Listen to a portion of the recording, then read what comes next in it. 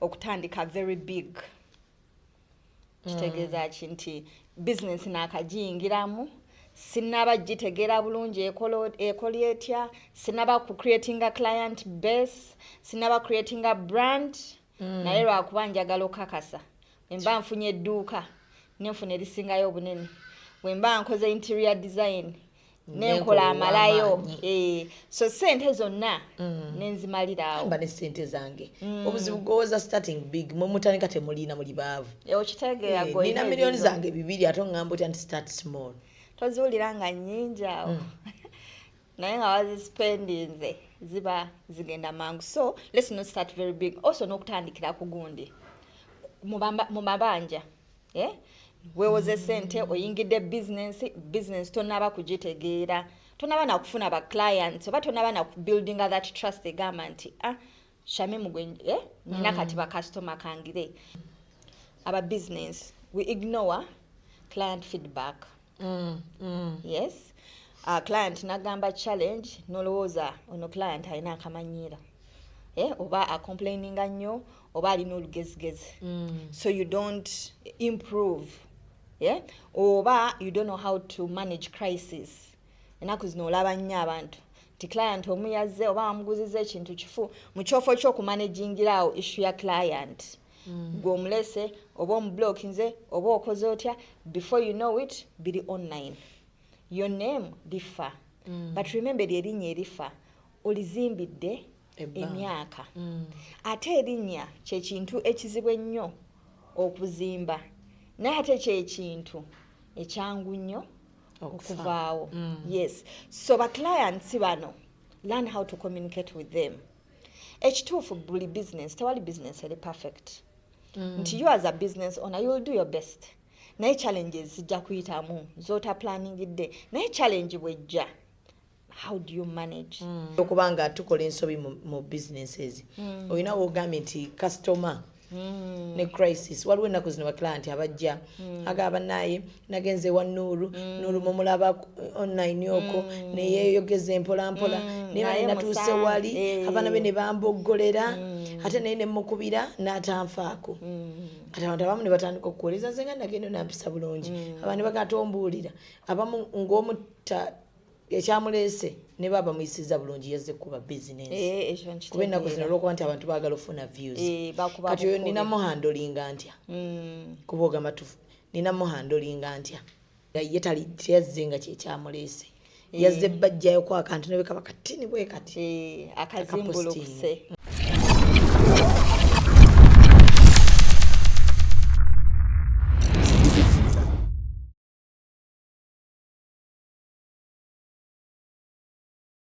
Kampala, are you ready?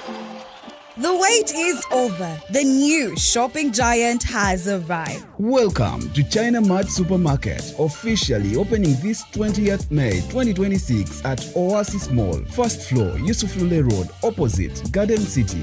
Discover a complete modern shopping world with over 35 fully stocked sectors, all under one roof. From home essentials, electronic, kitchenware, beauty products, fashion, groceries, and much more. And guess what? From the 20th to 26th May, enjoy a massive 20% discount on all products store-wide. Everything you need in one elegant shopping destination. Enjoy pocket-friendly prices, premium customer care, a modern shopping experience, and ample parking space for your convenience. Why move from shop to shop when the world of shopping is now in one place? China Mart Supermarket.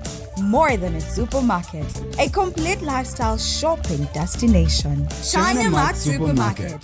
Super much. And branding at Print Creations. From custom gift sets to unique promotional items, creative signages and general printing, we've got everything you need to elevate your brand. Visit us at Chum Towers, Suite 70 on Kuruma Road, Lighthouse, Suites D14, D15 and F13. We offer a wide range of stationery supplies, awards and a vintage collection that stands out. Call us today at 0934 893 333 or WhatsApp 0702 683 317. Follow us on Facebook, Instagram and X at Print Print Creations. Print Creations, where quality, excellence, and uniqueness meet.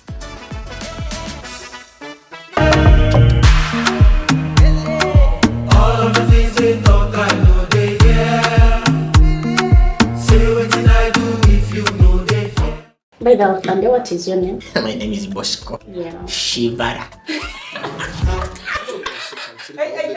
Ngagobine enkoko. Aina katungulu, aina nakambi. Basenga abayitote. Bikini mama demo.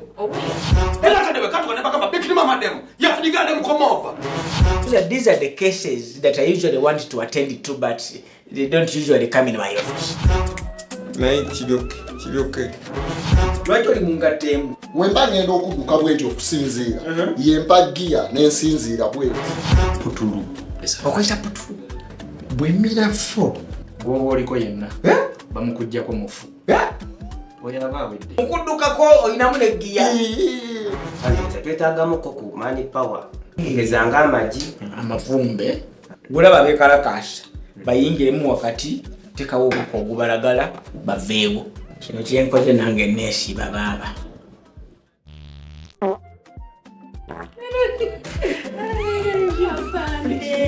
You do as you wish. Please.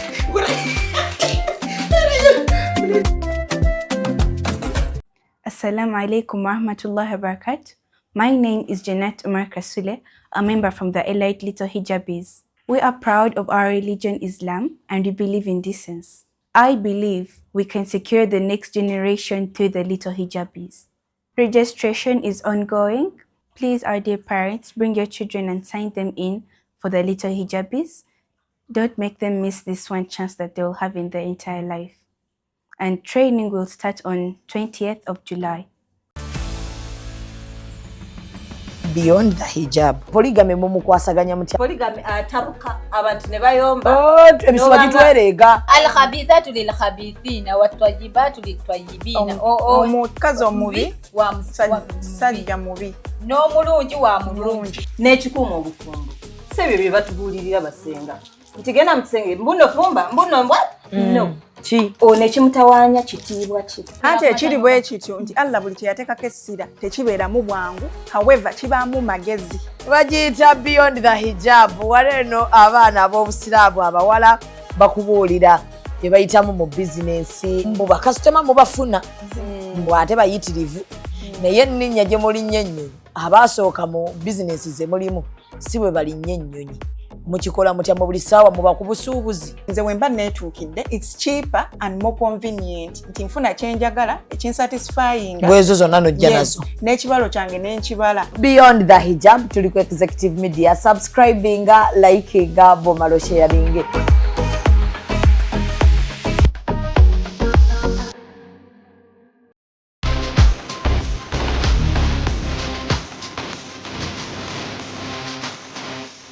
Full body workouts. Tumande je tubaamu.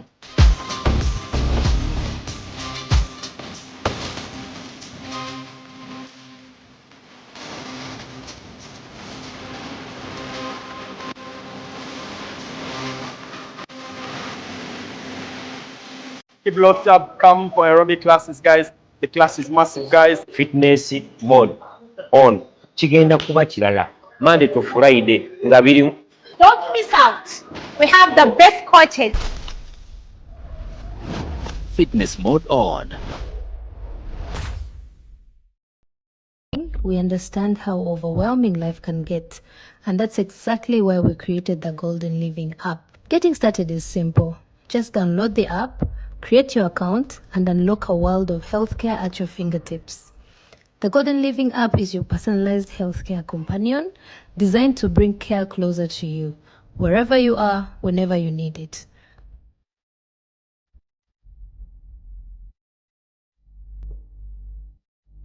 With just a few taps, you can book doctor appointments without the hassle of phone calls or long queues. Need your medicine? Order it directly through the app. Quick, convenient, and delivered with care, straight from your phone.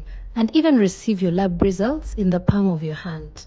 And when it's time for imaging tests like x-rays or ultrasounds, you can schedule them seamlessly right from your phone. Want to monitor your well-being? The app also keeps all your medical records safe and accessible, so you can track your health history anytime, anywhere. And when you need advice, our 24/7 healthcare support is right there. Trusted professionals just a tap away. But the Golden Living app goes even further. Need urgent help? Our quick emergency feature connects you to support in minutes. One of our most thoughtful features is the peer reminder. Free, simple, and easy to set up. It helps you stay consistent with your treatment and ensures you never miss a dose. And it's not just for you. You can also support family and friends, especially loved ones who may need a little extra help remembering. Because caring for your health also means caring for theirs. The Golden Living app was built to make healthcare simple, accessible, and reliable. It's about giving you peace of mind, saving you time, and making sure your health always comes first. Download the Golden Living app today. Available on both Google Play and the App Store, and discover a new level of healthcare convenience. With the Golden Living app, every second counts.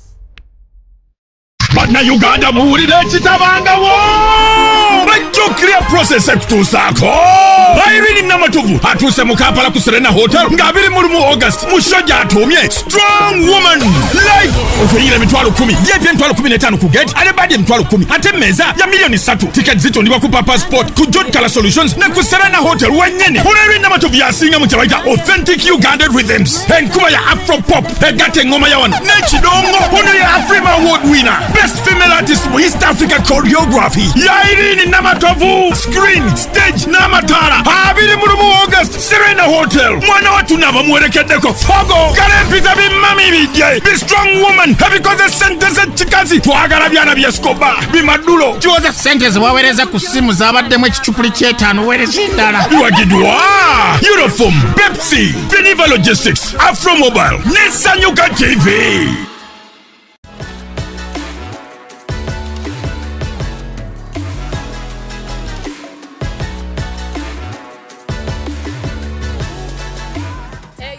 Diggy diggy diggy da da da diggy da.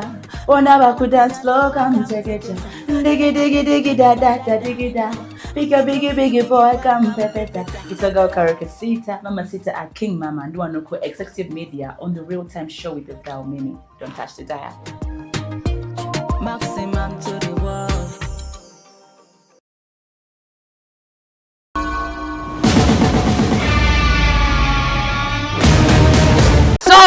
Subira buli omu ali bulungi kamera nkira akulindemu omuntu bw'aba akola mulinde bannabadde ogamba ki wamma Shame Manja lyerinnya lyange oli ku Real Time with Mimi ku Executive Media subscribinga likinga bomala o sharinge ku Executive Media tulina abasponsors baffe tulina sponsor One Nile Agro Industries Limited ayina butto alina engano alina ebintu ebikozesebwa wakanga sabuni n'ebirala bwe bityo ekirungi ekiriko nti babikolera wano by Uganda build Uganda enaku z'omwezi nga 11 September Grace Nakimera agenda kubeera ku Serena gula tiketi yo ng'obudde bukyali 15 ne milioni 3 emmeeza ate Irene Namatovu ebivulu byonna byonna eby'abantu bo abayimba ennyimba ennungi ezo ezemwawuliranga edda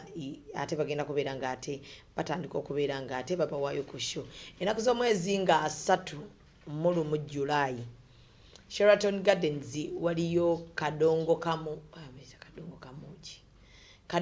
eno balese abakadongo kamu bonna be wali owuliddeko bassebatta bassebbale Adija Namale bonna babakomezaawo nabo bagenda kubeera nga ate babawo omuziki awo mu Sheraton Gardens yo Hijab Nation ya naku 3 ku Tirupati Mazima Mall waggulu ku Media Hub kuliko Halal Expo atanafuna midaala tugenda closinga July ate ngira bwe tutandika okulanga officially kyokka bwe tugenda okuclosinga because bambi abantu baguze mangu emidaala ate twagala kubaawo nga tetuyina space so abaana bo banaku z'omwezi 28 lwe bajja okubanga ate balaga abazadde biki bye bayize naffe ate bo awards ezaffe zijja kuba ennaku z'omwezi 3. Njagala kwebaza ba sponsors bange bonna abazze on board n'abakyajja nti mwebale nnyo mwebalire ddala.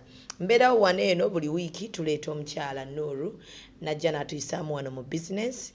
Ife abatandika abaziruddemu abaweddemu essuubi n'abagenderera okuggwamu essuubi.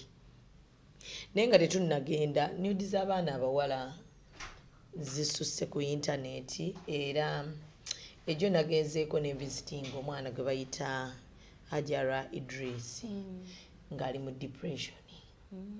Tayagala kulaba muntu kwegamba ekyamutuuseko kyabadde takisuubira naye ng'eyazitadde mukwano gwe. Saabira binange naye ngeri gye mbadde mukyaza wano beyond the hijab bwe nalabye ekyamutuuseko bambi nabadde concerned ng'omuntu naye bwe yanyumiriza emboozi neewuunyiza nti mukwano gwe yamugambye mpaako ku simu yo nzije neewereze ka vidiyo kange n'agenda mu simu ye najjamu naye screen recording nga simanya n'azijjamu. So kati emikwano awo wegiri ekyango gyeko oyo n'ez'abalala buli lunaku wabeerayo omwana gwe baga nti ezoono nazo bazitadde ezoono nazo bazitadde. Simanyi ki abantu abaana b'abakazi be basinga okuwagira naye simanyi abakazi wawe to going wrong kubeza abasajja tezirabikako naye ezaffe ziri ku internet ziringa nnyaanya. Ffe tusinga okwagala oba mu mukwano baffe be basinga okwata offside. Sagala tandika nakuseka naye nga atoyinza butaseka waliwo embeera ng'esesa ng'ate ekaabya siga nti oseka lwakuba oli musanyufu naye nga bikusobera n'oseka. Actually emabegako edda nayogerako ku ekyo ekintu nti bwe kiba kisoboka nudes zireke tozirecordinga. Anyway simanyi really simanyi but me personally I don't think in my phone I would be there with nudes. Sorry. I don't know why I'm laughing but so I bet out nine simu yange ntambula mutambulira mu nudes. Like actually sometime back esimu yange yali terina mu password nakateekamu katugundi like so anyway bambi sisesenti really naye ngamba tuyiga okweprotectinga like you don't need to have nudes in your phone really also n'okuziweereza. I think tewanziweereza mpozi woba oliro yaga nnyo ziweereza simanyi ezo bazabaddeko face at least weereza nga tekuli face ekiwuduwudu. Aisha yuna etonsesa banna nedda nakibagambako nembagamba weereza ekiwuduwudu bw'oba oli yaga nnyo ayisi weereza ekiwuduwudu naye banakwata ne bateekawo face abantu bajja kugamba eyo AI maama. But even then bambi on a serious note yeah let's protect ourselves wetutyo nti tomanyi esimu ye n'agwa mikono gyani bulungi nyate zino ze babba buli ssaawa. Protect yourself don't just send ne audios be careful just to sending abusendize audios eziriko sensitive information because tomanyi goyogera naye leero muli ba mukwano encha so just to protecting to be very very careful especially nga actually nandigambe ngoli mu limelight nayo no batoli mu limelight. Yes we're protecting sawa zino zino no batoli mu limelight kati ofuka seremu kitono gwe kiti kituufu naye bambi tumusaasira nnyo bambi ekyo naye nakirowoozeza mnengamba kyo kikamwe kika.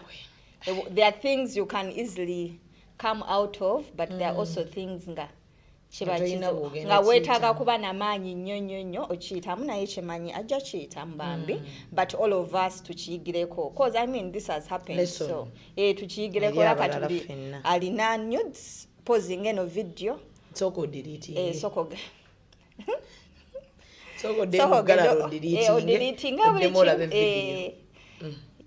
kale so leero Nuru twagala atubulireko ku nsobi ze tukola mu business oba tutandika oba mwetuli naye njagala atugattire ensobi ze tukola mu business at large ndio mbeera omu ku bayizi wano omanyi bingi nnyo nange ensobi ze nkoze mu business nga ngenze nzikyusa bukyusa ndowooza bbanga limmaze nga nkyaza abantu wala nezenjigira wano sirina walala wendaga kyaza Nuru najja nayogera kano nga ako nakakolako nanzirayo nga ndaba mwekatereeza. So Ensobi ki abakyala ze bakola mu business? Era ogenda kubanga otwa some of those examples. Njakuwanga buli wonootuuka nenda nga ndinayo kye nnakola ng'okikonyeeko nga kugamba ekyo nnakikola. So ensobi zibeera nyingi tujja kukwatako ze tunasobola okukwatako mu budde. Esooka gye tutera okukola okutandika very big.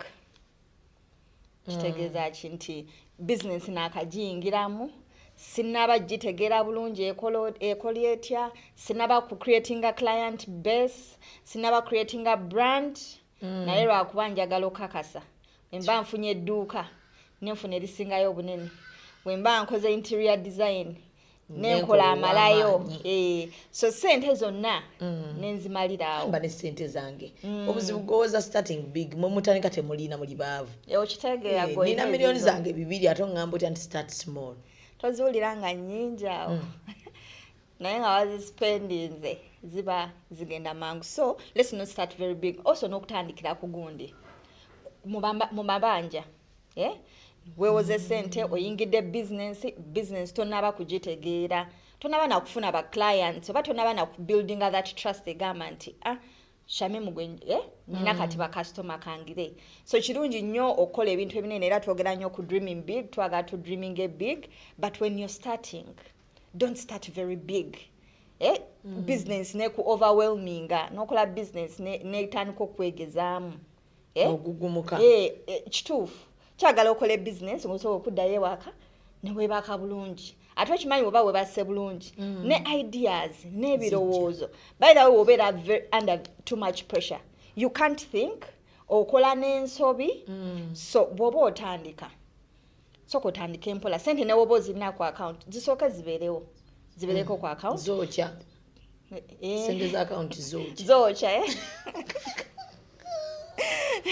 oba oli atotereera wetunaddamu okukola ndoza next week tujja kusomako ekyo ekintu bwe bakiyita eba discipline naye also ebeera about anyway kanchogereko briefly ebeera about container issue like your money container issue nti fena abantu b'enjawulo tulina sente zetuwuliramu nti we are comfortable at okitegeera kati kangambe waliwo omu nga akakadde awulira obulamu butambula, omulala obukadde 5, omulala obukadde 10. Kati ono akakadde lwana afuna obukadde 10 tajja tereera.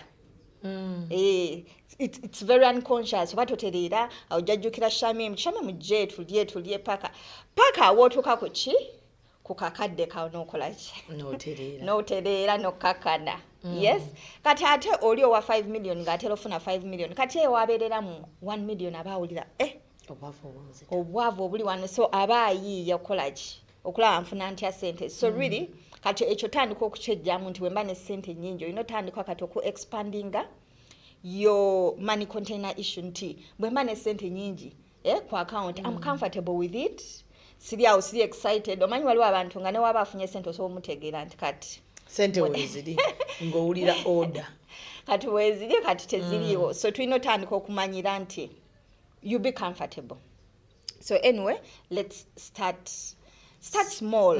Oba kale newe base small nnyo medium to expanding nnyo ate olumu kati ndaba ekikireetera ekyo there is too much competition online. Twagala nnyo kwakasa nti abantu bagasiina kyennina baani ababa online abo baba bawuza abantu oyo omwana we talina kyalina nenjiyo obusente bwange nobanja otandika njala ntandike nga buli omu agamba akakase omwana nga wakitalo we bamala ogamba nti oli wakitalo ne bategeera nti siri wa muzannyo siri level zaabwe we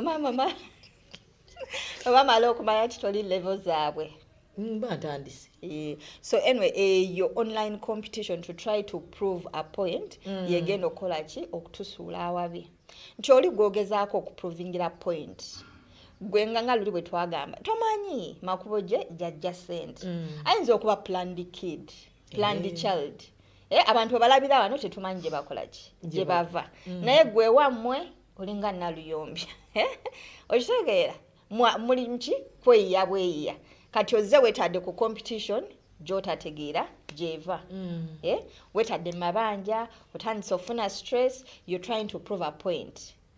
Yes, so twejjemu eyo unnecessary competition you focus on your lane. Ate ekintu ekyo okiraba nti ne oba ogezezaako okuprovinga nti wendi. Yes, nga bwe twagamba luli abalala bonna osobola obbalimba. But you yourself tosobola kwerimba era ojja kuba ukola ki omanye ekituufu. Ate if you continue like that essaawa yonna kyabika because it's not sustainable. Tosobola kubeera nga oli mabanja okoze ebintu byonna binene. That's why tutandise ogamba abantu abasinga kati batandise okugalawo ki businesses. So maybe they started too big, teba analyzinga, teba growing a client base, teba growing that trust nti abantu babakola ki babesiga. So tulina okutandika mpola. Ate right now simanyi lwaki ne pressure tukolera nnyo ku pressure. We are in the best era nti n'omuntu ali ewaka asobola okukola. So lwaki kati tuweteekako eyo pressure n'okufuna edduuka n'okukola bwenti. Even at your home you can work. So kotandikire waka kola ku TikTok, get that trust, build that brand. Then of course we will kati I need now to get a location ojifuna ate nayo bobo ojifunye eberenga ejamu business yo. Don't over try to prove nti kati ngenda launch ngenda kola business enene nkakase. Yes. So one of the mistakes is starting too big, sometimes into failing okumanaging. Mistake endala je tukola. Our business, we ignore client feedback. Yes. Client nagamba challenge nolowoza ono client ayina akamanyira. Oba a complaining nnyo oba alina olugezigezi. So you don't improve. Oba you don't know how to manage crisis. Enaku zino olaba nnyo abantu ti client omuyazze oba amuguziza ekintu kifu mu kyofo ky'okumanagingirawo issue ya client. Gomulese oba omublokinze oba okoze otya, before you know it biri online. Your name differ. But remember erinnya erifa olizimbidde emyaka. Ate erinnya kye kintu ekizibu ennyo okuzimba. Naye ate kye kintu ekyangu nnyo okuvaawo. Yes. So ba clients bano learn how to communicate with them. Ekituufu buli business tewali business eri perfect. Nti you as a business owner you will do your best. Naye challenges zijja kuyitamu zota planningidde. Naye challenge bwejja, how do you manage? Learn to manage crisis. Client waba ina complaint meete yogera naye find a solution. Gwe tolaba nti customers ofuna sente ze kati omwerabidde. No, ekyo kigenda kuspoilinga repetition yo. Ate business zonna zikolera ku reputation. Abantu abasinga bagenda okugulako because they like you, because they trust you. So if people no longer trust you, talking afuna clients, no matter how big you are, no one is untouchable. So akubeera going oli awo olowooza nti for you wazimba erinnya wamala oli untouchable. No one is untouchable.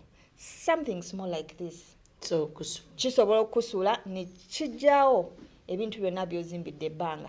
So ba clients bano of course era mubeeramu ab'olugezigezi, but you be the bigger person. Kuba brand yo tekimutwalira ddakiika okwata akasimu ke mu room ye kutandika kwogera. Before you know it you are everywhere. So as much as possible managing clients chili very very important. No matter how big you are. Sometimes businesses ezikuze nnyo zirowooza nti kati we tuba tukuze twatuuka we are untouchable. No one is untouchable. Olaba ne Nokia at a certain point it was a big brand. Sikyekyo? But exactly. So it means telling your brand is all a garment for us we are untouchable. So you have to continue to understand that you have to respect these clients. And yes, I know but clients olumu bo babeera bazibu. But as much as you can manage nti tekikuyita mu ngalo ne kigenda ku social media. While kati right now we are seeing so many brands nti bazikuba mu media, but if you see nti senga eno brand ya managinga bulungi bana abantu tekyandituuse wano. Kuba challenges zibeerawo. Kad recently my car like eyajinguza erinamu issue. Kati wennamugambe naye n'emmotoka erina kino ekintu. Nanga Hajati bangambe ekyo ekintu era nakutumiriza ki? Emmotoka endala mbadde nninda kukola ki? kugamba naye teyagambye bugambi nti kasita namala okola ki funa sente kati oba bimusumbuwe so ate sometimes as you're managing these clients ogenda oyinza n'okukolamu kaloosi but you as a business owner especially omuntu ayagala okubeera mu business for a long time nti sometimes as you're managing clients problem ogenda funamu ne challenges nti oyinza okukolamu ne loss naye gwe totunulira eno loss eyakati look at the big picture I always tell people totunulira leero look at the big picture nti ono omuntu bwe naamukolera ekirungi ajja kusiima ate bw'aba asiimye agenda kugamba abantu bameka abalala ate noono gwe nkoledde ekikyamu agenda kugamba baki bameka abalala so before you know it your brand has gotten spoiled so let's learn client management is very very important whether you are a small brand or a big brand ate oba small brand kikuyamba okufuna that clientele yes okay so atandika Nora agambye bwoba otandika tandika na kitono ekituufu otandika n'ekitono jjo okulampolampola ate ne business ojjo oyiga nayo ng'otambula ne baclients bo naye bw'otandika ekinene lubeerera oyinza okukakkana nga tofunyeemu so mu mbeera y'emu ey'okuba nga tukola ensobi mu businesses olina wogambye nti customer ne crisis waliwo ennaku zino baclient abajja agaba naye nagenze wa Nuru mumulaba online okwo neyeeyogeza empolampola naye natuuse wali abaana be ne bamboggolera ate naye ne mukubira n'atanfaako kati abantu abamu ne batandika okuwuliriza nze nga nagenda nampisa bulungi abantu ne bagatombuulira abamu ng'omu ekyamuleese ne baba muyisiza bulungi yazze kuba business kuba ennaku zino olwokuba nti abantu baagala ofuna views kati oyo ninamu handolinga ntya kuba ogamba tufu ninamu handolinga ntya ekyo kituufu azze nga ye teyabadde genuine client bulungi but nga ye teyazze nga kyekyamuleese yazze bajjayo ku akantu ne bekaba katini bwe kati akazimbulukuse so really okimanaginga mu ngeri z'enjawulo because I hear you when you say that nti ddala mu business nti buli omu akwagaliza so I had ennaku zino nti abamu competition yaabwe bagitwala ku next level ne bakuplantingira n'abantu so first of all listen to the facts olabe oba ddala facts ntuufu waliwo facts nga ddala ziri fabricated oba nga facts ddala ziri ntuufu so if you're sure these facts are fabricated now you're sure then you can do an official statement as a company notadda okwerega biki nawe noyongeramu ate nawe nobavuma buvumi you be professional write a letter put it on media bagisome olaba nga sometime back ani waliwo yagamba mbu yagenze ku CJs manyi nga mulimu emmese mucho oba biki so yali enzibu nnyo nayo yeah kati nga mu mind yange nga nebuuza milkshake tukuba mukube emmesi bagikuba batya nesigala nga ekyalimu yes so waliwo ebintu nga really omuntu abiraba ate n'ekirala nti when you do your best surely ng'abantu bakumanyi waliwo abantu abagenda okukola ki okulwanira naye tosobola gamba nti bakwayiriza ng'omuntu omu babiri basatu bana bataano okitegera ate nga bonna balina evidence oba nti bajja ne basasulira ebintu oba tebafuna oba basasula ssente zaabwe so there is where you see nti really this is malice nti ono omuntu really mupange so that one you don't even have to waste your time on them do an official communication waba awulira nti akyalina issues akozese official means to deal with you yeah naye kati waliwo bano ababeera nga bo just bazze kuba business really anti beebo so you write your official communication naye waliwo abalala nga ddala bituufu you don't have the customer care kituufu sente z'abantu yes ozikumpanyiza yes ate abo bo babeera bangi so we babeera abangi evidence will come out and abantu bajja kuba bakiraba ate n'abantu baba balaba okimanyi abantu media emanyi ebeera emanyi ekituufu n'ekitali kituufu yes so you as a business owner try as much as possible to do your best customer service mukole nga mulungi Respect your clients, communicate well, communicate as much as possible. Ekirala ba business owner kye tutakola also sometimes we overpromise bye tutaakole. Nze ngamba nnyo abantu so akusuubiza kintu kyesigenda kukola. Era ndaba nnyo sometimes obanga ngambye abantu ba marketingireko gamba kino ngamba no nze kyenkugambye kyekyo kyesigenda kukola sigenda kikola. Tubagambe bugambi tugaba tetugenda bagamba bugambi. Yes. So don't overpromise.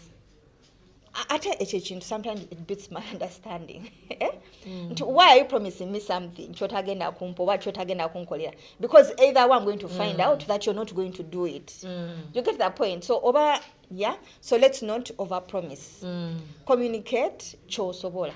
Ate kyotasobola nakyo kikole ki communicating. Ate along the way kangambe mulina business partnership, along the way challenges nezijjawo, come back to that person and communicate mu finding a solution. Gwate client tomu ignoring abo ignorance no muleka because you're feeling overwhelmed. Oba olaba ogenda kukola loss okireke. Sometimes in business you have to incur some of those losses just to protect the image of that business because you're looking long term. So tuleme fenga business owners just to tunulia leero sente zokola. Look at also long term. Okay, so waliwo ekintu aba business kyebakola ennaku zino online. Najja Nuru n'agamba bannange nojja n'okwata ettaka. Tugize oli kuttenga wakiso olina lyotunda. Najja n'ogamba ne 10 ku 10 njitunda $2 million. Anti byebe betugambye. Kati ne tujja nga tubangi tudduka. Otuka ground goganga bwalaba wa 10 ku 10 ku $2 million. Ya miliyoni 5 ya 7. Ate nange mbadde mbiranya abantu nga mbo bateekako prices mbuziyita abantu. Does it work in business? But it doesn't work. Anti ekyo kyeŋŋambye nti ndabanga gwe abaatuliina. Ate n'ekirala oba weekubye oba simanyi oba kyogera naye because either way people are going to find out. Kaŋŋambe entebe ogitunda $1.5 million. N'ogiteekako $200. Oba n'ogiteekako kaŋŋambe kakadde kamu. Kaŋŋambe ogitunda $1.5 million like that set biki. N'oteekako akakadde kamu n'ofuna mangu bakasoma. Of course when they come they are going to see. Kuba customer jjabayo akakadde. Kyekyo aba ayagadde alabye ng'akubyemu mu sente ze ng'akakadde kajjamu kolera. Kibakolera nali njaga kikubuuza wano. Naye bagamba kibakolera. Kubanda baba kikola bangi. Ne bafuna bakala. N'akwata engatto ya bbeeyi n'ateekako $500. Buli amukona mugagamba no dear ya $2 million. Kati wabadde lwaki olanga mbu ya I feel that is a waste of time. But also oba okola ekyo nga kyeŋŋambye nti that is short term. Newe kiba kikolera that is short term thinking. Woba oyagala Katonda akumire mu business for a long term. Kola ekyamazima. Business companies zenene tuzirabe wano neziba zibadde mu real estate oba mu business endala nti finally it catches up. It may not catch up today but it could catch up in 1 year, in 2 years, in 3 years. Actually mistake je wakola mu first year of your business can catch up with you in the 5th year. Kinga unatandika business nogana okusasula omusolo. Ojja kola olowooza goli sharp. Ajja kuyita. Obeera omwaka ogusooka ogwokubiri ogwokusatu ogwokuna kati gw'omukaaga. So as much as possible tugezeeko nnyo okola ebintu rightly. Ate n'obikola rightly you still get bambi.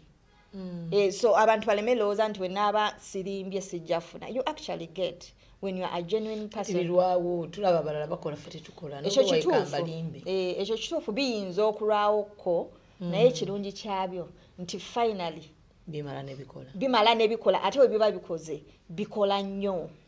So take your time to build that trust. Don't be so desperate okola zino sente ez'amangu. build your trust, be a person of integrity as much as possible. Nti ne waba wazeewo challenges funa engeri gy'osolving abantu kuba ekituufu ky'omu business challenges zibaawo even in real estate nga bwe twagamba lwetwayogera osobola okukola ku due diligence n'oleeta abasaveya n'oleeta abaloya ne mukola research ne mukola buli kimu but maybe n'osanga nti ate waliwo asumbuwa okitegedde but even in that case kangamba omaze okutunda omuntu tomwerabira nti kati it's their problem no, find a way to support them, find a way to deal with a problem. Tomulekera ki kizibu for one of our land waliwo yali aliyingira neighbor ng'aliyingidde ttaka lyaffe nga ddene alimyemu ebintu ajja bw'alimako bwebuzaako ng'aliyingidde kati of course tulina abatulabira agamba nno ali mukola ki kuyingira ttaka lyaffe so kati ng'abamu ku ba committee members baga tubaleke abakyala beekole ki babyesotingire ne mbagamba nno ffe we shall get time, we get our surveyor, we get eyatoguza, we get LOC, we handle this issue. Tetugenda gamba just ffe kati ettaka liri in your charge, you help them yes obayamba so kubanga something small like that yo omuntu ono owa bulijjo ayinza okuddawo n'atandika nga banaye ettaka lye batuguza waliwo katali kani okitegera because you didn't manage it, you as the business owner or you as the person handling something. Yes. Okay, ensobi ki endala zetukola mu business? Ensobi endala tumixinga sente zaffe neza business nti olumu beetandika beetandika ate engeri sente gwe waziteekamu kati era oba olaba nti kati ki zizo so olunaku luzibu ogamba nakozeyo akakadde gobala akakadde nti kako naye nga ddala kako akakadde nga weerabidde ataano gwe wayiyeemu emisana. Yes, so tuleme kumixinga sente za business nezaffe oyinza osalawo ne weewa omusaala n'ogamba business yange bwe mba nina omukozi omu oba babagi nja basasula zino sente nange neneesasula nti bwe mba njagala okukola ebyange nga Nuuru kozeza ku zange ze nnakoze eki tojjamu za business. Yes, ate tukole records tukole records entuufu osobola n'ofunayo accountant newataba full time oyinza ogamba business yange ntono tejjasobola osobola ofuna ali part time nti ajja wakiro na weekly basis akubalire ku bitabo. Otherwise you may think you're making money but before you know it business yo egenda mutaka kuba gwe oba tomanyi gwe olaba sales watunze naye watunze are you making profits oba just gwe olaba nti leero nakoze akakadde luli nakoze obukadde bubiri ndi mukola. Yes, zonna sente zizo oba so ekyo ekintu kya sente tuzimixinga nnyo noyagala ogula kino nojjayo noyagala ogula kino nojjayo okitegedde so before you know it business eweddemu sente lwaki from the beginning tewateekamu systems ezimanaging ezo sente. Record, have proper records ate oba tobimanyi pay someone newaba part time sometimes twagala nnyo okwekolera buli kimu ebintu byaffe tuba nabyo nowandika mu buwandiisi tebikola bannange so of course bikuyamba nti bwemba biyambako accountant yes nti bwomani wajja nakuyamba obitereeza alaba bwe other loopholes ate kikuyambako okufunayo external eye ekulabirako because sometimes fe nga gwali mu business oyinza obutakola ki ebimu obutabiraba naye bw'ofunayo omuntu omulala nakkebererakoko ayinza okulaga wa awali some challenges so ekyo kikulu. Accountant mufuna ddi nga business nakagitandika njifuna eruddewo ngemaze obbanga ate ne waba wakagitandika nakyo kirungi abaleki abale gundi projections what you expect kuba kati kikuyamba okulaba kuba kati omubeera na accountant ayinza project anagamba okay bwe muba mukoze omwezi nga mukoze sales bweziti ngate expenses zammwe bweziti kitegeeza muba mukola ki muba mu breaking the even oba mutandisa okukola amagoba so kati naawe nooba okola omanya nti nina target okimanyi as ourselves aba business oyinza obuteewa target ng'okola bukozi okeera kujja kumakya kutuula oba kukola ki kulinda abantu but what is your monthly target ogoba kinti omwezi guno wakiri bwe guggwako at least nga tukoze kino nga ze zino sales ze tukoze so that means ogwo omwezi we gunaggwako nga tetuzikoze tujja laba what do we do twongeremu kyamaanyi tugateekewa kyekibulamu instead of okulinda okukeera ku makya nga business ekoze eki eweddewo because from the beginning you have not been tracking it. Tomanyi nyingiza ntya nfulumya ntya expenses wa wali expenses enyingi oba wali expense eziteetaagisa. Yes. Okay, accountant nkakutte nenga baseera nnyo bwe buzibu mulimu abataseera especially womufuna nga tagenda beera full time. Ate ekyo asabanga mmekolozo olunaku kisinziira asobola n'okusaba emitwalo 10 waba aliko ku gundi just kubala bubazi butabaawo nansaba emitwalo 10 mbu nyingi ate nga nkugambye ntono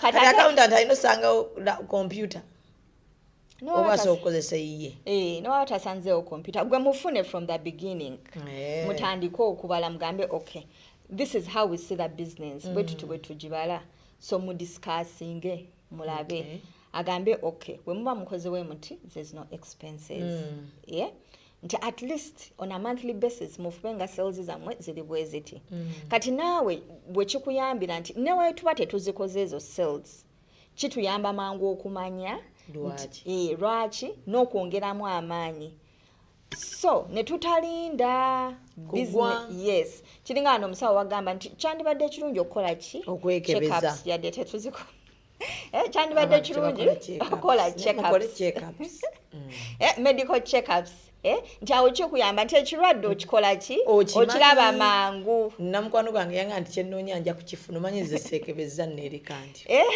yeekebeza nnyo yeekebeza nnyo kati yanga kyenoonya ngenda kukifuna. Kati ekyo kirungi kirungi nnyo kubanga weekebeza sikulinda lw'onaagenda mu ddwaliro ne baga ati mbeera nolingamba abakazi bakebere breast cancer bakebere cancer w'omumwa gwa nnabaana bakebere tebeekebezaako yadde egyo tukolereyo mu medical camp ngenda gikola ku hijab nation egenda kubeerawo ennaku 3 muwulidde tujje genda kebera cervical bagenda kebera breast cancer bagenda kebera abantu bamanyi blood groups zaabwe kituufu bingi nnyo bagenda okendako ezi dwali camp ngenda giteekaawo nange ate neera bajja kudduka liza tuse bagenda zikima ate kati okiraba ekyo nti omuntu watya results era nakyo oba nkyogereni like you're still lying to yourself nti nze okumanya my status or not kati bwe sikimanya tekigamba nti ekirwadde ekyo tekiri mukundya kinamulya nga kizze n'amanya nti kati kizze naye mbu kimanya abeeraawo nga teyeebaka kifundako akitegere nga kimutwala butwazi. By the way buli muntu gwenjogerako naye bwagamba ndeka nze sirina genneekebeza sirina gamanya nti ndi mulwadde sirina gamanya nti kino kinnuma sirina akimanya nga ngenda kufa bufi ng'aweddeyo buli omu bwakyagala naye katugenda tubajja mu mindset so nsobi ekyendala gye tukola kyekyo kyemu nti business nga bwe twagala nga bwe twecheckinga ne business tulina ogicheckinga because bw'otagicheckinga golaba okola sales buli lunaku olaba abantu bajja bangi bagula nga tomanyi because gwokera ku makya n'olaba ng'abantu bo bazze ne bagula be baguze n'ogamba nakozeyo 5 nakozeyo akakadde naguzeyo obubiri goloosa oli mu business kumbe yo business egenda mpola kati ngolaba ng'ekirwadde nakyo ekikulya mpola tekikugira lumu kikulya mpola ne business nayo bwekola mpola kiringa n'ezo gundi ezo mistakes zetukola notafa ku ba clients nobayisaamu amaaso oba nolya ssente zaabwe oba n'okola otya era nakyo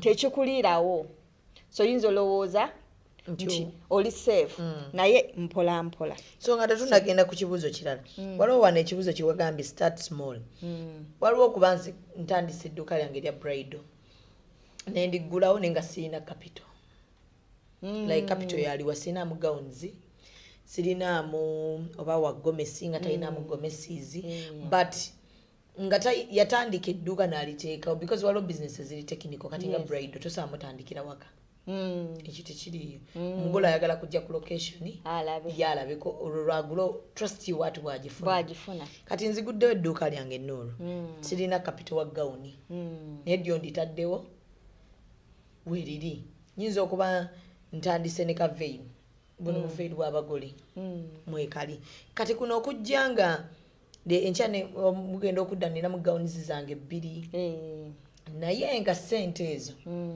tewali mugole yazze n'azimba nze nfunye obusente bwange kitwale ku TV ne bansasula nenkwata millions zange 10 nenzisuubuzaamu gawuni nenzireeta ezi nenteekamu 2 nze nino sigala nga nkyateekamu ssente oba zino gawuni 2 zirina okuzaala that's a good question. No, woba olina another source of income nsobola oteeka mu business yange neekula kati olwo nentandika ddyo gijjamu kuba nakyo ndowooza tetumanyi ddi because like ntandika ddyo okufujja amagoba mu business yange because waliwo abagajjamu leero natandise restaurant enkya ne bagamba nsaba ku magoba gateekayo mu banka account negiguddewo which is okay naye anti kyekiri kyetwayogeddeko nti woba ne accountant ye asobola okukubalira obulungi yajja n'alaba nti kati ogenda tandika okugyamu oba nga kiri kyetwagambye kati accountant asobola okukubalira expenses eza business yo nti on a monthly basis eno business yo expenses zigenda beera zitya mulimu rent mulina omukozi woba olina mulimu ki mulimu ebirala awo bye mukozesa maybe naawe neweewa omusaala osobola okwewa omusaala kuba okola n'ogubala okitegedde kati business weba etandika tosooka kujjamu gwe magoba gwe sooka kati oggyemu musaala then endala obeere ng'ozizaamu and time ejja tuuka naawe olabe nga really business now it is self-sustaining ogizimbe then awo oba otandika okukola ki okujjamu kuba kati waliwo gwe mmanyi yajjamu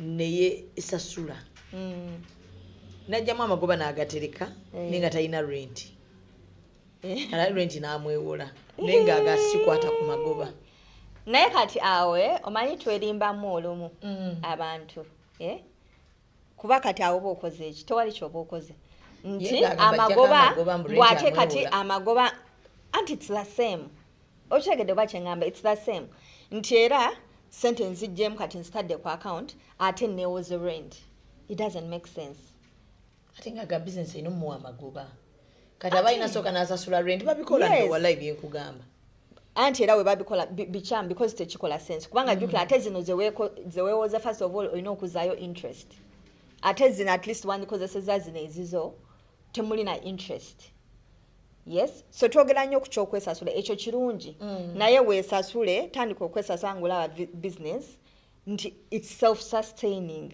nti ne bwe mba nziggyemu amagoba yo business esigalawo ng'erwaninga bulungi naye business bw'ogamba nti ate nziggyemu ate neewole then really tewali kyoba okola mistake kyendala gye tukola mistake endala tujogeddeko obutakreatinga clear records ne systems ebyo nabyo bimakinga nti business zaffe ezisinga tezirina systems tezirina systems nti business owners abamu nti bw'amala omwezi nga takoze talina business eba eweddewo because depending ku ye so find a way to create systems nti business newoba toliiwo newoba omwana mulwadde nga tokoze ennaku 3 ennaku 5 business togigaddewo business eri very functional bulungi etambula so create those oli toliiwe sigale etambula actually kyekyo kye bayita business awo oba otandise okugamba nti olina business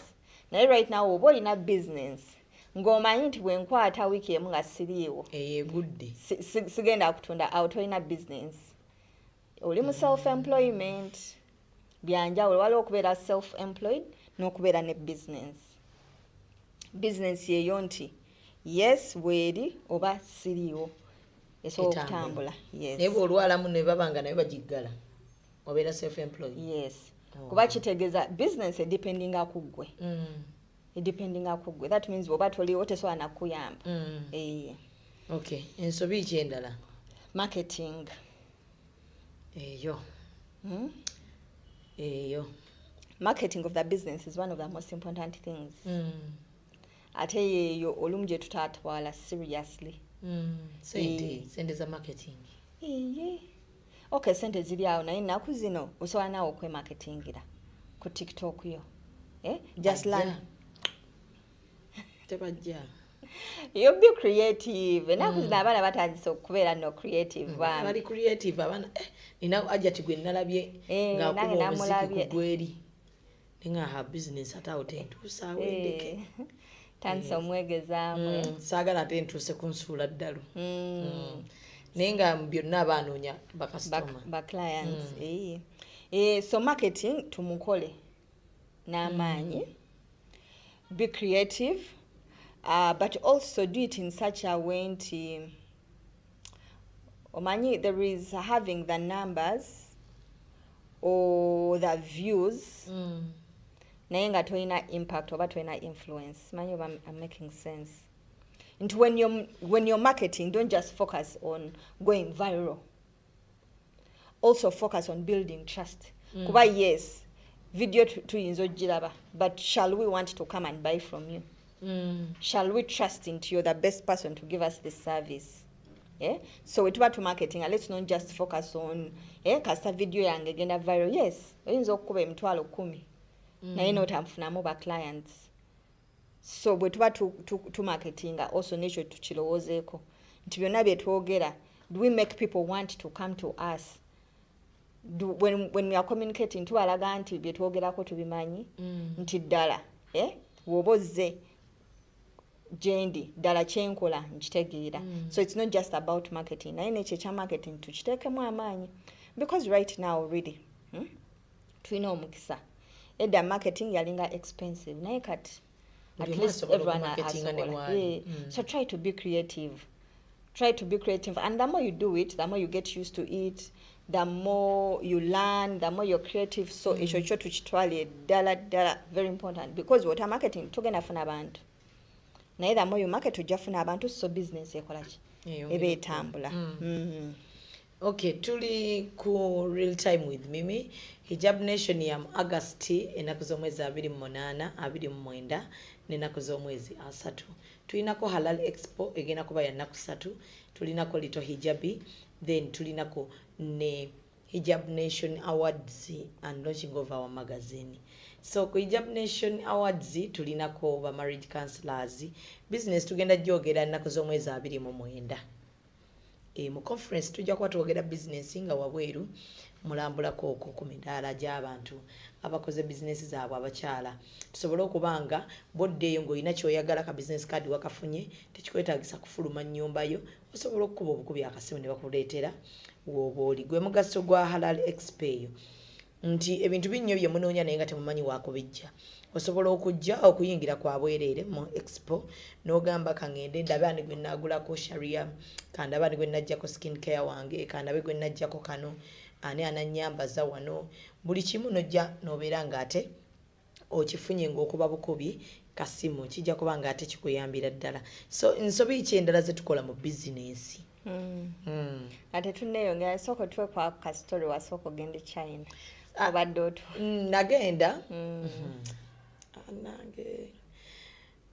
Nagenda Turkey. Omulundi gwange ogwasooka. Bwe nagenda Turkey nali njagala nnyo natandika edduuka lyange erya sharia nga ntumya butumya. Nga ntumya nentuma omuntu nandeetera nentunda. Nentuma omuntu nandeetera nentunda paka bwe natuuka ku level egamba nti kati ngenda Turkey. Sigendangayo kogwe mulundi gwange ogusoose naye nga nina agenda okundiseivinga. Natuukayo ne bandiseivinga. Kati ne mugamba njagala sharia. Yambuuza oyagala ki? Ne mugamba njagala sharia naye nga mu mutwe muno njagala nnyo obugoye bw'abaana nabo. Naye ng'edduuka njagala difuula obanga General Merchandise naye nga hardware. Natuuka Turkey nga buli kyendabako kirungi. Mba mpisa ku street y'abaana nendaba obugoye bw'abaana nga bulungi. Nembuuza omwana ntambuza obwange. Kuba obugoye babutunda mekana nga batundira mu series. Muga tugende guleyo series 2. Nambuuza bina wazze ku kimasharia nti nakimye sharia n'obugoye bw'abaana bujja ttambula. Njola bugoye bw'abaana nga mbuteekamu. bwe natuuka nendaba engatto z'abakazi nenga engatto z'abakazi nazo zijja ttambula nazo muzimbe nengenda mu bukaaya nengamba njagala obwa bridal njagala obwa weekend njagala nensuubula obukaaya nga ndaba ate sente wayo ntono naye bakuwa ebintu bingi nemugaa kati nga buli wempita ntuuka nendaba sharia nenga mbazimbe nendaba kino nakyo mukimpe nagula ebintu okimanyi nti ebintu bye nagula ebyo bikyalimu ne mu dduuka wabisobola dde mwaka ki iwayiseewo emyaka ng'ena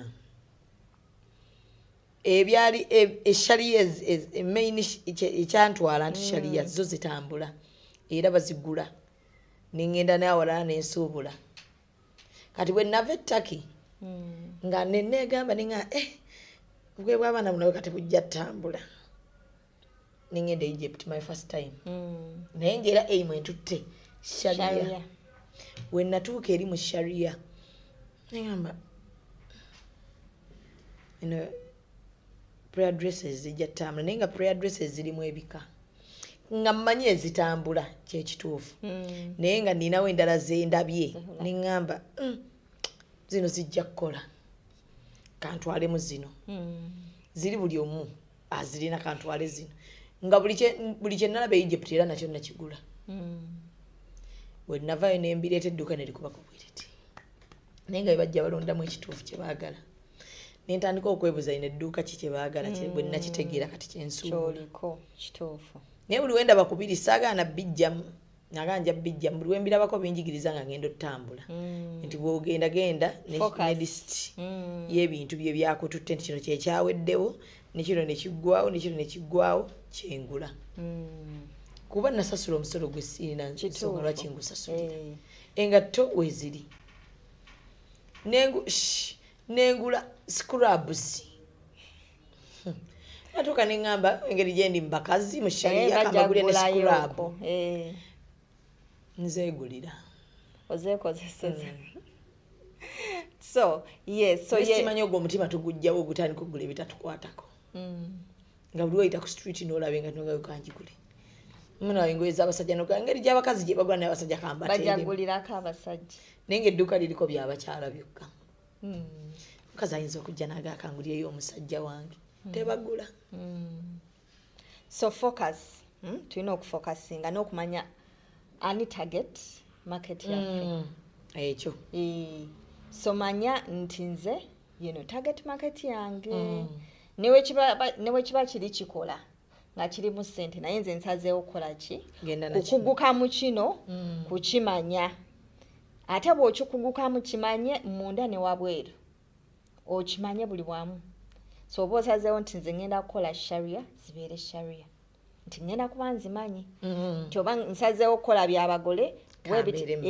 kambimanye ate oyongere obikugugamu nti twasazeewo kati ffe twasalawo kudiringa amataka ga byapa gokka tetukusanga ate mugambo malala yawe munsangayo mungamba ate kiki focus tukujjukiza akagambo focus munzijukiza akagambo focus todda ate mubirala naye ndowooza ako kafuuke rutiini omuntu bw'aba yateekawo mmere ng'aganze ndi wa sinaks bwe tumusanga mu local food nga tumugamba focus kati mutandika ogamba bakwano bammwe focus ng'olaba leero alina kino leero ayingidde kino enkya ayingidde kino mugamba kolaki focus kuba ne baclients bo bakolaki obatabula waliwo kiri kye babeera bakumanyiddeko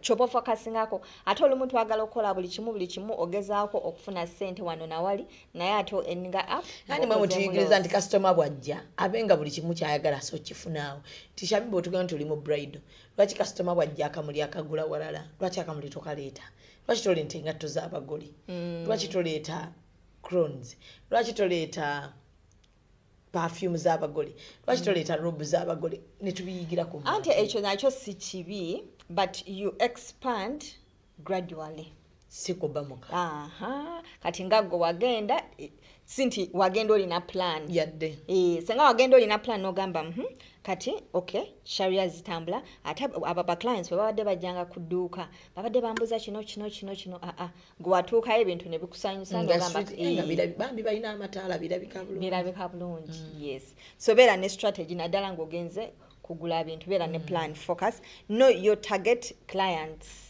so that ate ba clients bo baba bamala abali mu category yo okay. So ekirala kye twayogeddeko twagambye tuleme okulookinga nnyo at the short term look at the long term tofa nnyo ku short term ezaleero build something that is going to stay build a brand build a name for yourself actually bo building a brand tojjana kubeera nnyo mu competition kuba waliwo abantu bo bajja gamba nze njagala genda gula wani wa Shamim wa Nuru because you have built a brand so building a brand takes time but be consistent and build it tandika okufuna aba clients bo tojja beera nga oli nnyo mu competition actually brand yekuyamba to stand out in because the market is saturated yes I mean kati balina abatunda sharias banji naye waliwo ajja gamba nti nze njagula wani wa Shamim yes so nekyo tukirowoozeko looking a long term that means ogenda kubeera ne ba clients bagenda okugulako